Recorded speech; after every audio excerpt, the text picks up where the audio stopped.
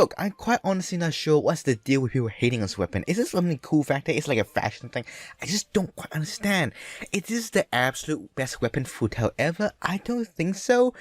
No, so any 5-star weapon will be obviously better, and the 4-star Dragon Spain with some refinement is going to be a direct upgrade alongside the deathmatch, which is quite honestly awesome.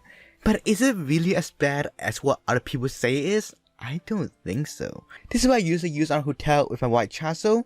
87.9 crit rate against 184 crit damage.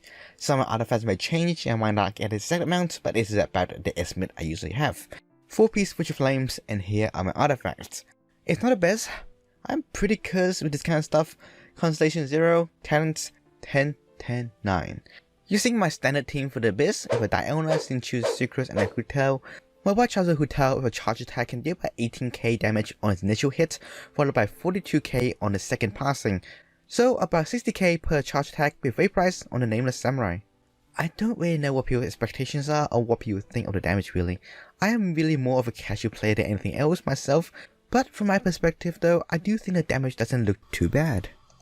Tossing on Oceanid, I can see the numbers jumping up to 23k on initial hit, followed by a 56k damage.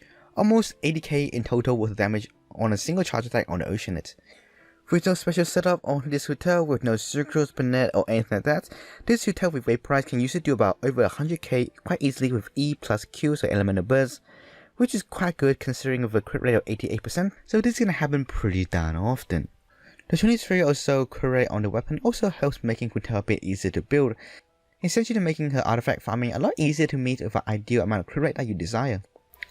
An additional piece of information which I like about this weapon is the passive 48% additional damage for normal attacks at refinement number 5. This is great in combating the stamina issues with a C0 Hotel, allowing you to fit in more normal attacks in between the charge without too much damage loss and save some stamina so you can actually dodge something with some dashes.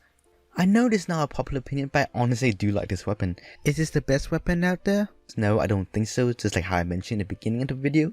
But in general, I do think this is a pretty solid weapon that can dish out some punches. So if you're an F2P player that doesn't really want to wish on the weapon spanner, you don't really have any good 4 stars, and you really do like Hotel's playstyle, you should not feel pressured to be wishing on the weapon spanner if you have no Dragon Spain, Deathmatch, or any of the 5-star weapons. I do feel like the White Tassel performs its own job really well, and much like the Magic Guide on Sucrose, the White Tassel is also an F2P weapon, which can also deal a decent amount of damage. So that's my overall thought about this weapon. I've been using it for a really long time and I think it's quite good.